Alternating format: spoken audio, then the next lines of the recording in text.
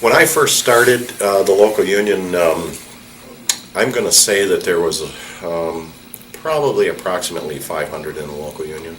Use regular saws and hammers. We didn't have any power tools, other than table saws, but we didn't really use those except in finish work, But and skill saws were pretty scarce in those days too. Yeah.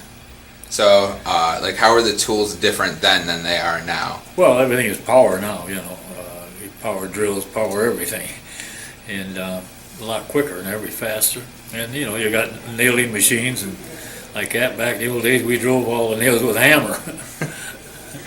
A number of the contractors have specialized, i.e. drywall, carpeting, pile driving, and whereas when I was an apprentice, we worked for general contractors that had a number of different crafts working for them, and so yeah, things have kind of changed that way to where your contractors are specialized.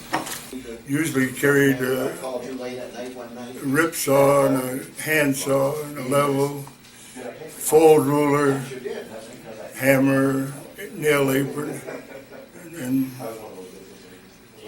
bracing bit, and a hatchet. You don't use the hatchet anymore. And when you dressed, you had to have a blue bib overall, and you carried a pocket watch and a jackknife, because you had to sharpen your pencil, and you had to have a cap to stick your pencil up in your cap. And the foreman would come around and look at the tools, and okay, that was about it. Well, I worked on a sewer project that was on Grand Haven Road in Norton Shores, and I worked putting in the forms for the pump stations and lift chambers. It was concrete form systems, and did the piling. My first job was handing 1x8 boards up to the roof, and they would tack them on there, and then my job would get up there with a hammer and the nails and nail them down solid. that wasn't too nice a job, but that's where it started.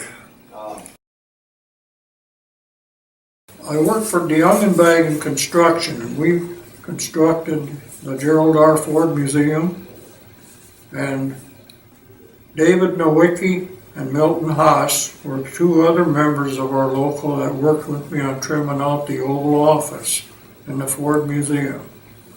But I do have to tell you this, because this is something that I'll never ever forget.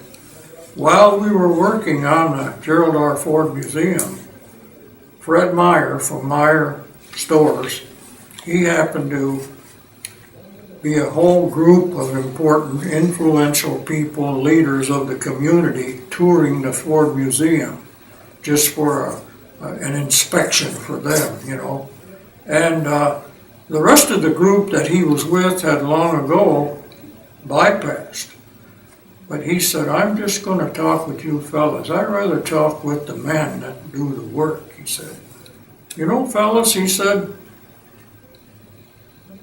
all the money that these men that I'm with represent a large amount of cash. He says, if we took that whole amount of cash that these fellas are all worth, and they're like 15 or 20, if we tipped that over on the floor here, it'd be a big pile of cash money. He said, what would that accomplish? Well, everybody said, well, what would it accomplish? What do you mean? Well, he said, that money would just sit there. Sitting there is worthless unless they put a crew of men like you talented people together to build something with it. That's what's important. And I thought, man, this guy, he really knows what the score is, So I've always admired Fred Meyer a lot, because he was a very humble man. You could speak to him about anything, and he was very willing to, said he thoroughly enjoyed being with the men to get their experiences. So, big union feeling in the group that was there says, hey, I wish there was more people like that. But he was good. worked on so many restaurants, schools, power plants,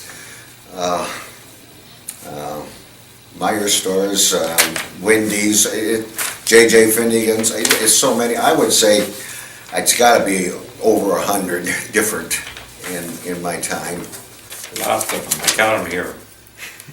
Herpelsheimer building was the first one. I worked on a Jacobson building. I was the superintendent on that. And I worked at Myers. I was on 28th Street in Kalamazoo Avenue. I worked on the state building, county building. I worked on 4 overpasses. Kent County Hospital, St. Thomas School, Kalamazoo Nursing Home, Granville Nursing Home, East Beltline Nursing Home, Fire City Sewer Plant, and the Jewish Church on Fulton Street, Blodgett Hospital. And That's part of them.